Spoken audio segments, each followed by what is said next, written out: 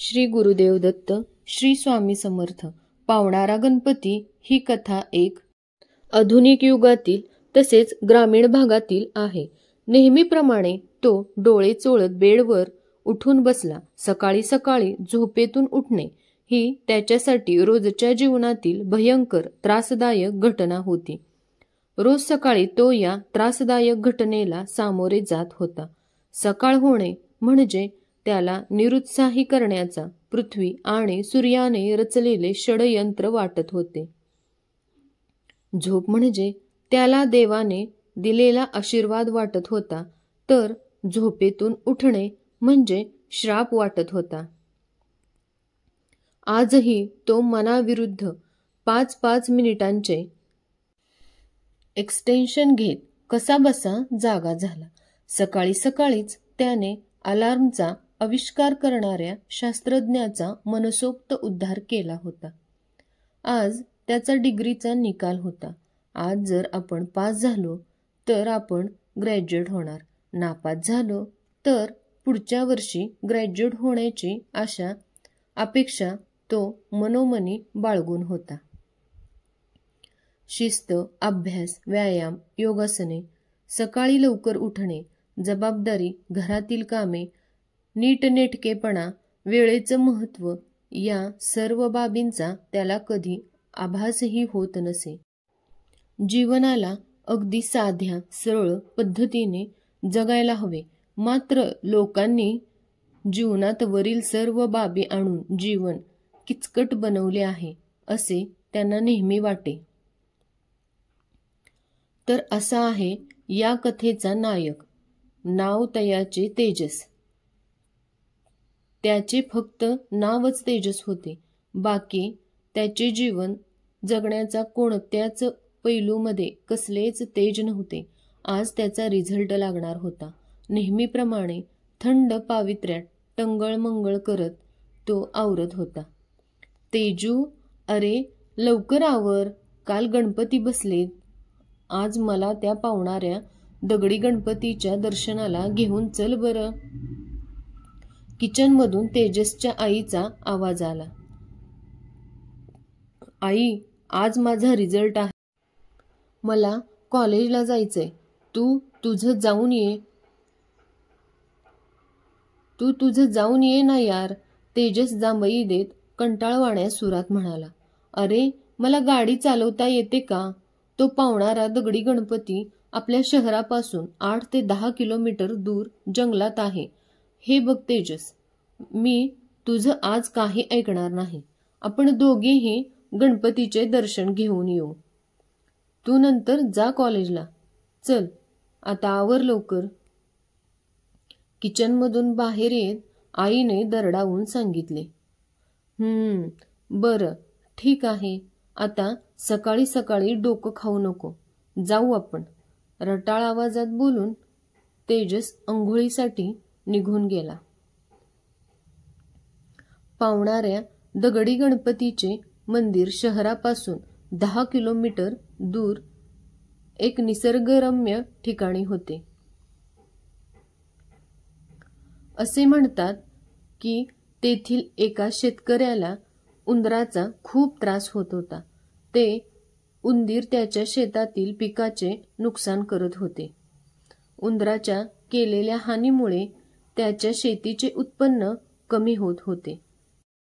त्या शेतकऱ्याने उंदीर मारण्याचे औषध टाकून पाहिले, उंदीर पकडण्याचे पिंजरे लावून पाहिले, शेतात काही मांजरी देखील पाळून पाहिल्या, पण कशाचाच उपयोग नव्हता. ती उंदरं कशालाच जुमानत नव्हते. उंदराचा कसा बंदोबस्त करावा त्याला काहीच सुचत नव्हते. उंदरांनी त्याची झोप उडवली. इवलूशा जीवापुढे तो पूर्णतः हतबल झाला होता. तो गरीब शेतकरी बाजूच्याच एका खेडेगावात राहत होता. ग्रामीण भागात प्रत्येक गावात एक मोठे झाड असते आणि त्या मोठ्या झाडाखाली मस्त कट्टा असतो. त्या पारावर संध्याकाळी गावातले सगळे CCTV कॅमेरे जमा होऊन नितांत काळजीने गावगाड्याची चर्चा करत असतात. तसाच कट्टा त्याच्या गावातही होता.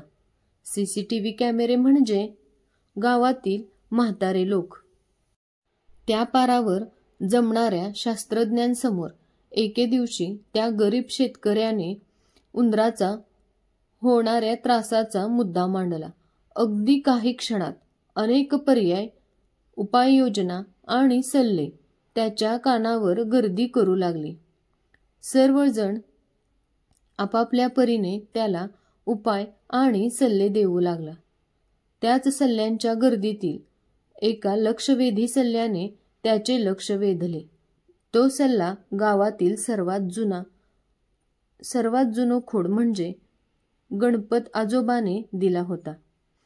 गणपत आजोबा समजदारीच्या आवेशात म्हणाले, "अरे महाद्या, उंदर म्हणजे कोण र?" त्या गरीब शेतकऱ्याचे नाव महादेव होते. पारावर बसलेले सगळे CCTV कॅमेरे एकमेकांकडे पाहू लागले. गणपत आजोबा आता महाद्याला कोणता गजब सल्ला देतात हे ऐकण्याची सर्वांना उत्सुकता होती. त्यांनी शांत राहून गणपत आजोबाला बोलण्यासाठी वेळ दिला. गणपत आजोबाने त्याचा प्रश्न पुन्हा विचारला, "अरे सांग की महाद्या, उंदीर म्हणजे कोण?" महाद्याला त्यांचा प्रश्न नीट लक्षात आला नव्हता, म्हणून त्याने जरा दबकतच उत्तर दिलं, "उंदीर म्हणजे ते रॅट नव्हं. बॅट घालू का डोसक्यात आता? उंदीर म्हणजे रेंट म्हणे." "अरे काय करावं र तुम्हा नवीन लेकरांचं? अरे बाबा, उंदीर म्हणजे मूषक." गणपत आजोबा जरा चिडले होते. "बरं, मूषक तर मूषक, मग पुढं काय?" नीट मांडी घालून बसत महाद्याने उत्सुकतेने विचारले. "तू हे डोसकं वापर की जरा लका. मूषक हे गणपती देवाचे वाहन हाय नव्हं?" गणपत आजोबाने खुलासा केला. "ते माहीत हाय की, मग पुढं काय?" महाद्याला आता त्यांच्या बोलण्यात इंटरेस्ट वाढू लागला होता. तोंडातील तंबाखू भुंकत गणपत आजोबा पुढे म्हणाले, "मग पुढं आता तू आपल्या गावातल्या गणपती मंदिरात एक नारळ फोड, गणपतीला मनोभावे नमस्कार कर अन त्याला सांग की बाबा, तू हे मूषक मले त्रास देत आहेत, त्याले जरा आवर घाल. तू मनापासनं बोलला तर गणपती तुह्य म्हणणं ऐकल अन त्यो स्वतः त्याच्या उंदरांना समजावून सांगत." "असं कुठं होत असतंय व्हय? काय बी सांगता राव. आजोबा तुम्ही पण ह्या मला नाही पटलं बुवा हे सगळं." महादाने तोंड तिरकसं केलं. "अरे महाद्या, माझं वय 90 अधिक 6 वरीस हाय. तुझ्या परीस जास्तीचं उन्हाळं अन पावसाळं पाहिले हाय की नाही म्या?" "होय, माझं ऐक बाबा, म्या सांगितलं ते करून तर पाय. मग बोल मले." गणपत आजोबाने त्यांचे म्हणणं एकदम ठासून मांडलं. दुसरा एक CCTV महाद्याकडे पाहत म्हणाला, "अरे महाद्या, गणपत आजोबानं जो उपाय सांगितला हाय त्यो करून तर पाय. एक नारळ तर फोडायचं हाय की लका तुला. मनापासनं इनंती कर गणपती बाप्पाला, तुझं म्हणणं ऐकल बघ त्यो." "काय म्हणता र?" सगळ्या CCTV कॅमेऱ्यांनी "होय होय, बराबर हाय की" असं म्हणत होकारार्थी डोकी हलवली. बराच वेळ चर्चा झाल्यानंतर महाद्या घरी गेला. खुर्चीत बसलेल्या महाद्याचा विचारमग्न चेहरा पाहून त्याच्या बायकोने विचारले, "काय झालं व?